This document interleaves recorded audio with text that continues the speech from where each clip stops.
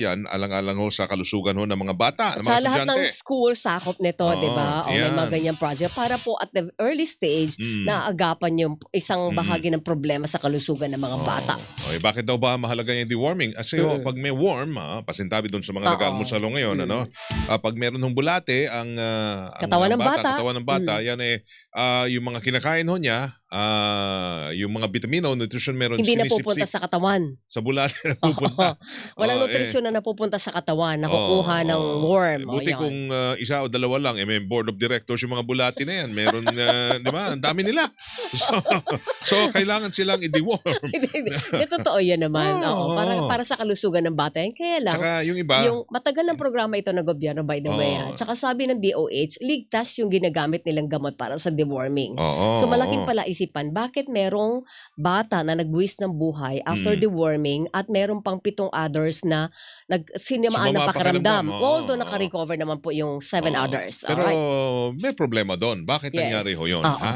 So, ating kausapin, kung ito bang programa na ito ay ano ang gagawin para masiguro na kung sino man ang mabibigyan ng mga tableta ba 'yan, Mm. pinapainom sa mga bata ay wala hong sasakit o sasama ang, feeling, Pakiramdam. pakiramdam, ha? Mm. Si Sir Willie Rodriguez, ang, founder at president ng National PTA Philippines, kausapin natin. Sir Willie, magandang umaga po sa inyo. Magandang umaga po. Sir Willie? Maganda pong umaga, no, Ma'am Wayne at Sir Wayne, no, at salamat po sa muling panayam. Opo.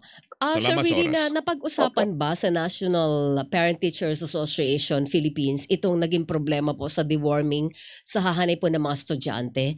At kung napag-usapan ito, ano ang nakita ninyong problema at possible solution sa naging problema? Ngayon po, ang naka-assign po namin dyan yung ating presidente ng Cavite, si Mm. Badaging Les, at saka yung sa taga active naman po yung ating PTA dyan. Ang kanila pong suggestion dyan is sana may mga pagka-DOH project, wag na pong pagtrabahuin ng mga teacher dahil napakarami na po ng trabaho nila. Mm. Siguro yung mga tamang staff po ng DOH, yun po, at saka yung mga ating mga health worker po dapat ang gumawa. Mm. Para hindi po madamay ang ating mga teacher, ano? Ano po ba ang sistema ngayon, Sir Willie? Halimbawa, merong deworming o period na, panahon na ng deworming sa mga schools. Sino po ang nag-i-implement nito at sino ang nagbibigay ng gamot sa mga bata? Actually, no, dapat yung ating mga yung ating mga nurses, yung ating mga talagang may mga staff ang DOH, no. Nagtaka nga lang po kami bakit pati ang mga teacher sila po yung pinatrabaho, no. Mhm. Hindi po dapat nila nagiging trabaho yan kasi meron tayong mga ibang mga NGO, NGA na pumapasok sa school na sila po ang nagiging gumagawa, no, hindi po ang teacher. So yun po talagang dapat po talagang tingnan.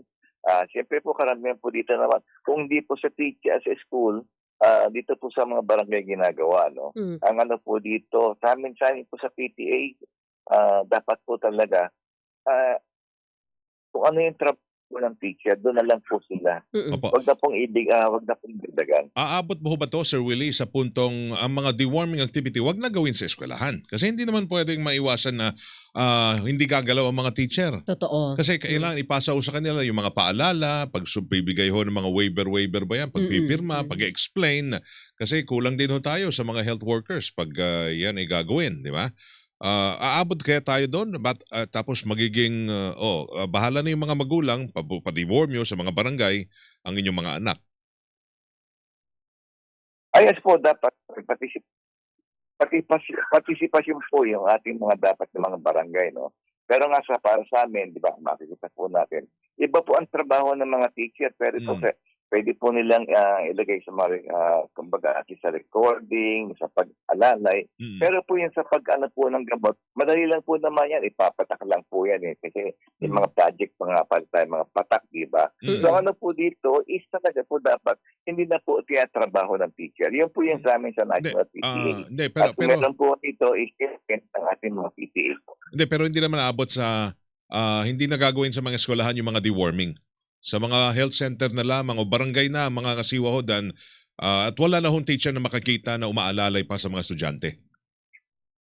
Yes po, no, dapat po kasi karamihan po na sa ating mga ginagawang ganyan, yung mga ating mga tawag dito, dental, yung mga pre-check-up, ginagawa na po sa barangay. Huwag na pong gawin sa loob ng school. Yun po dapat ngayon gawin. Oo, tsaka iba-iba agree ako dun sa dapat hindi inaasa sa mga teachers kasi una, kung wala silang kasanayan para sa isyung pangkalusugan, hindi mo alam kung anong dapat mong itanong sa bata. Na halimbawa, bawal o dapat Yes. gawin before and after the deworming. Tama, Hindi ba, tama, Sir oo. Willie? Iba yung health worker talaga yung magsasabi sa kanya kasi alam niya yung dapat niya itanong. Alam niya yung dapat niya ipaalala kasi ano niya yung expertise niya yun hindi ba, Sir Willie? Yes po, no? At saka po, istorbo po sa klase yan eh. Ang ano po, nag-aaral yung mga bata. Meron po naman tayo dito na may mga barangay po tayo na gumagawa po niya ng mga Sabado at Linggo. At ang ating mga barangay naman, equip naman po, no? Meron tayong mga karamihan dyan. Tawag dito, may mga basketball court. At kung ano naman po dito, no, kung sa loob ng basketball court na gagawin ng school, dapat po yung mga barangay health worker, yung ating mga GA na yan na talaga pong kasama doon, huwag na pong pagtrabahuin ang ating mga teacher. Pero karaniwan po ba? Sa pagtuturo. So really karaniwan po ba halimbawa may deworming period na sa school, di ba, Weng? Usually Lunes yan. Lunes. Oo, yan po ba ay kino-coordinate sa mga magulang beforehand, bago po gawin yung deworming activity? Yes po, no, napaka-higpit po ng protocol ng ating DepEd sa kanya. No, lahat po ng mga bagay na meron kailangan po dyan. Meron po mga parental permission. At meron po talaga may mga announcement.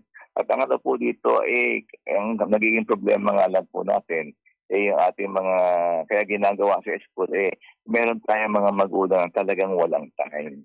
So siguro, in coordination with the barangay and also with the PTA, the community, dapat pong paigtingin, at salamat po dito kay Secretary Angara, nabibigyan ng halaga na po ang ating mga PTA. Pero parang mahirap naman sabihin na walang time. Libre na edukasyon, pagtutok lang sa pag tatay at estudyante. nanay ka, pagkalusugan na ng anak mo yung nakasalalay, bibigyan mo ng time, hindi ba, Sir Willie? Lalo mga bata to Oo, totoo. Yes po, kasi karamihan po natin, lalo na sa grassroots, kailangan yung mga magulang talaga po nagtatrabaho. Ang ano po dito, hindi po nila alam na meron tayong mga PTA officers na lagi pong nakabantay sa school, po.